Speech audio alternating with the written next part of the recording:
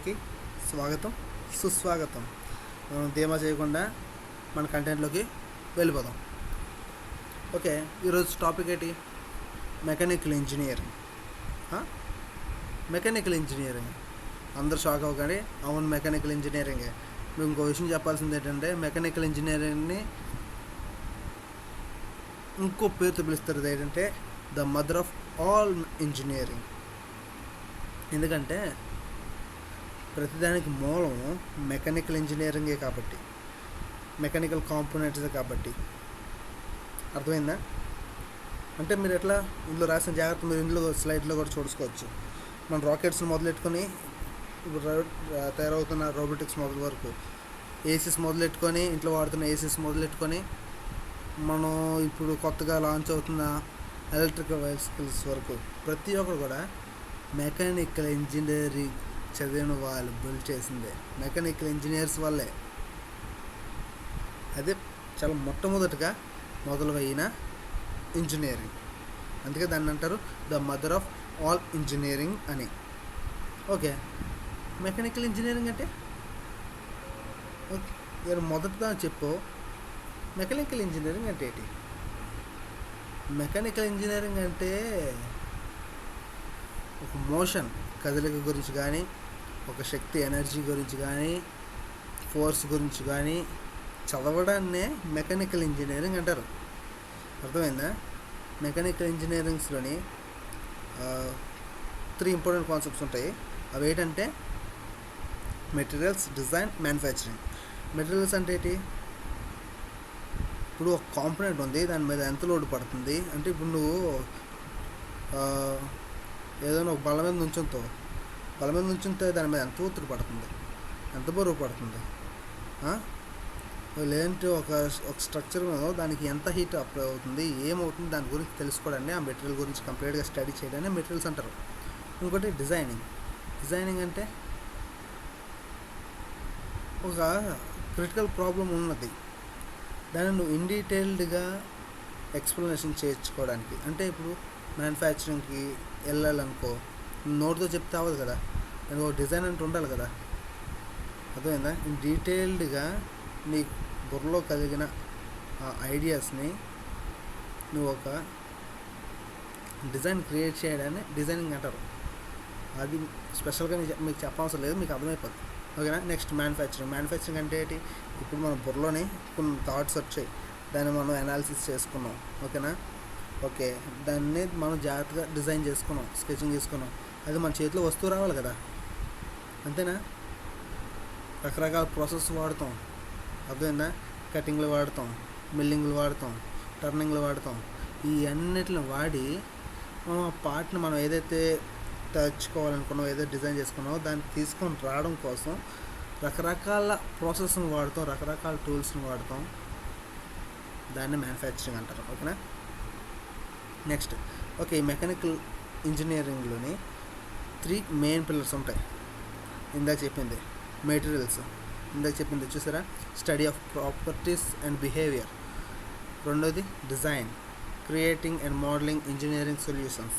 మూడోది manufacturing, producing and assembling real products. ఓకేనా? Okay, done. ఇప్పుడు ఫస్ట్ వన్ ఒకటి గమనించండి, డిజైనింగ్ అండ్ డ్రాయింగ్.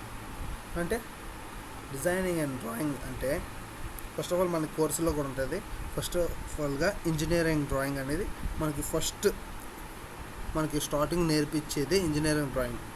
మన కోర్స్ సంబంధించింది మెకానికల్ ఇంజనీరింగ్. ఎందుకంటే ఇంజనీరింగ్ డ్రాయింగ్ రాకపోతే అది ఇంకా వేస్ట్. ఎందుకంటే ఒక గేర్ పార్ట్స్ ఉంటాయి, రకరకాల అసెంబ్లీస్ ఉంటాయి. ఇంజనీరింగ్ డ్రాయింగ్ అనేది చదవడం రావాలి ఫస్ట్ ఆఫ్ ఆల్. అర్థమైందా? ఇంజనీరింగ్ డ్రాయింగ్ అని ఉంటుంది. రెండోది అదే డ్రాయింగ్లోని అది ఇంజనీరింగ్ డ్రాయింగ్ అనేది మనం చేతులతో గీసుకుంటామండి. ఓకేనా? మనకి చేతికి డ్రాఫ్ట్ చెప్తారు, దాంతో మనం గీసుకోవాలి. ఓకే, ఇప్పుడు క్యాడ్ సాఫ్ట్వేర్స్ అంటే కంప్యూటర్ ఎయిడెడ్ డిజైన్. మనం కంప్యూటర్ వాడి ఏదైతే మనం ఊహించుకున్నామో దాన్ని ఏమొచ్చి సిస్టంలోనే మనం జనరేట్ చేస్తాం, సిస్టంలో మనం గీస్తాం. లైక్ ఆటో క్యాడ్స్ అంటే మనం 2D వాటిలో వాడతాం. సాలిడ్ వర్క్స్ ఉన్నాయి, సాలిడ్ వర్క్స్ 3D పార్ట్స్, ఇంకా కెటియా ఉన్నది.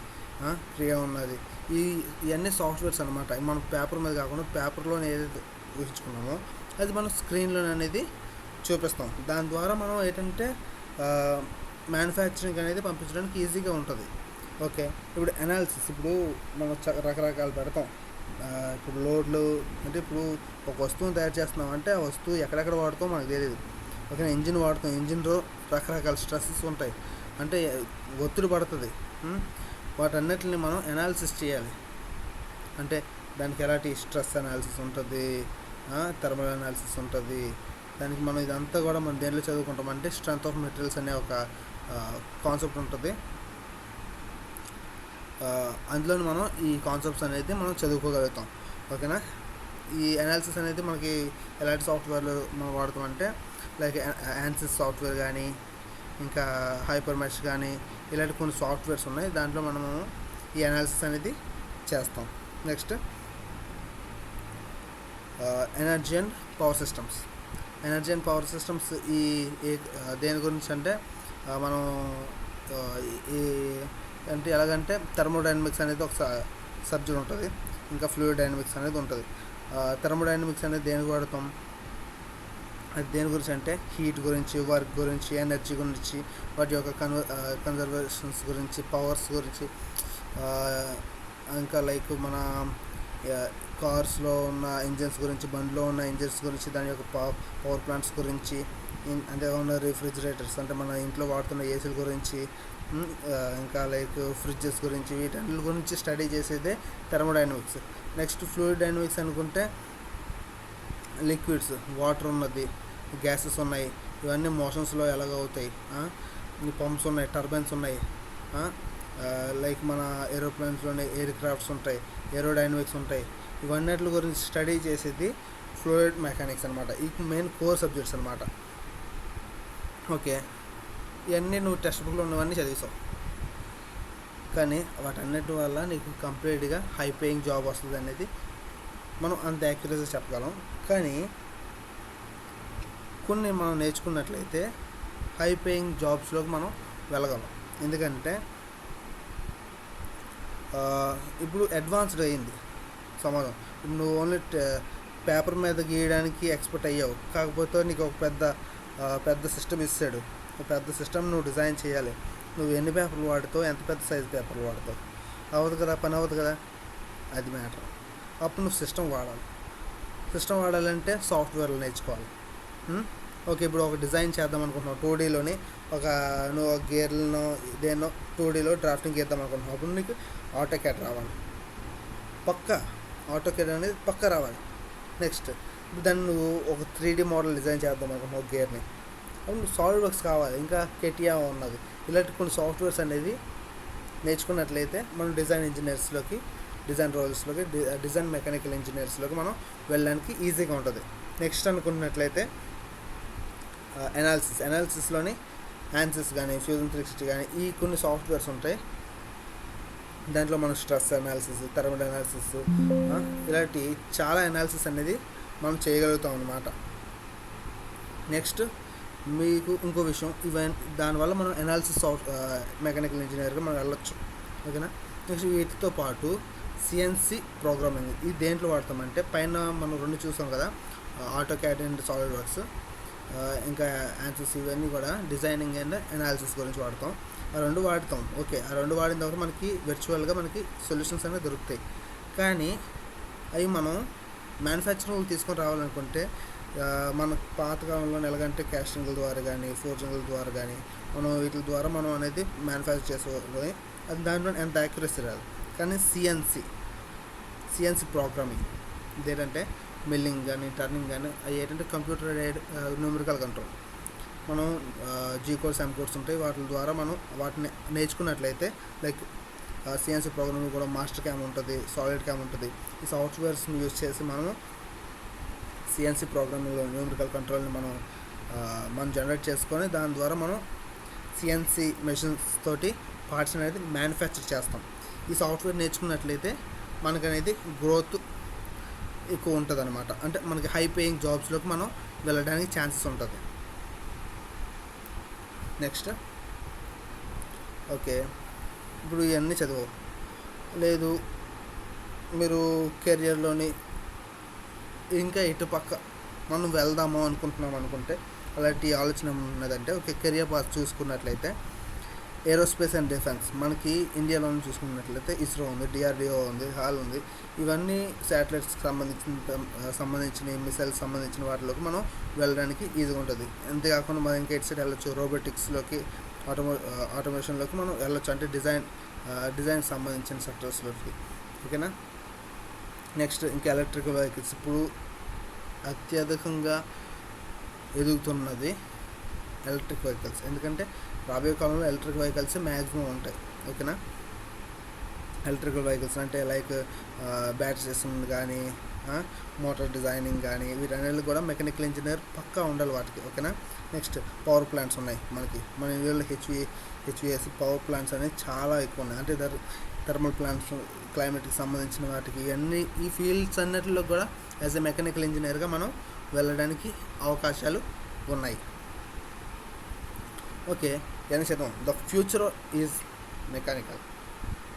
అర్థమైందండి. Mechanical future. గతంలో కానీ ఇప్పుడు కానీ ఫ్యూచర్లో కానీ మెకానికల్ ఇంజనీరింగ్ లైక్ చూసుకోండి, ఏరోస్పేస్లో కానీ, రోబోటిక్స్లో కానీ, ఎలక్ట్రికల్ వెహికల్స్లో కానీ, ఎనర్జీకి సంబంధించిన దానికి కానీ, మ్యానుఫ్యాక్చరింగ్ కానీ, క్లైమేట్కి సంబంధించిన కానీ, ప్రతి ఒక్క దాంట్లో కూడా మెకానికల్కి ఫ్యూచర్ ఉంది. రీసెర్చ్ ప్రకారం ఏంటంటే మెకానికల్ సెక్టర్స్లోని జాగ్రత్త చూసినట్లయితే ఇక్కడ మీరు చూడండి, India's manufacturing sector is projected to reach $1 trillion by 2025 last year. Mechanical engineers will lead this growth. సరే, జాగ్రత్త గమనించినట్లయితే మీరు మార్క్స్ అనేవి వెంటబడకండి. ఏదైనా స్కిల్స్ నేర్చుకోండి. మెకానికల్ ఇంజనీరింగ్లో గ్రోత్ లేదు అని అనుకుంటున్నారు చాలామంది, అది భ్రమ. మెకానికల్ ఇంజనీరింగ్లో చాలా ఎక్కువ గ్రోత్ ఉంది. కాకపోతే మీరు అది టెక్స్ట్ బుక్లో ఉన్నది పట్టేసి ఎగ్జామ్లో రాసే దానికన్నా స్కిల్స్ నేర్చుకోండి. ఆటోక్యాడ్ నేర్చుకోండి, సాలిడ్ వర్క్స్ నేర్చుకోండి, హ్యాండ్స్ నేర్చుకోండి, కేటీఐ నేర్చుకోండి. ఇలాంటి సాలిడ్ వర్క్స్ వీళ్ళకి సంబంధించిన స్కిల్స్ని మీరు గెయిన్ చేసుకోగలిగితే, రియల్ లైఫ్ ప్రాజెక్ట్స్ మీరు చేయగలిగితే, స్కిల్స్ని బట్టి మీ యొక్క గ్రోత్ అనేది ఉంటుంది, నాట్ ఓన్లీ మార్క్స్. ఓకేనా.